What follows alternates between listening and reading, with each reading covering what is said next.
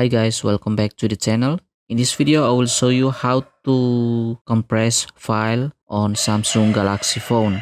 First step is we open the My File and go to the storage. And here you need to choose which folder or file you want to compress. So for example here, I will compress one of my file. It's a images file. So you need to do is a long press or tap and hold on the file until it's selected, and then tap more in the bottom right corner and you can see option here, compress, and here you can change the folder name, and you can also choose a type of file.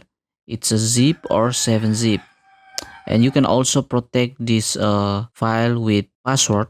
I'm not gonna do with password, so I uncheck. And the last step is tap compress to compress this file, and now it's the zip file is already here. It's already compressed, and you can uncompress this file by tap the zip file and tap extract, and tap extract to extract this file. Now this file is already uncompressed. Okay, I hope this video useful and see you in another video.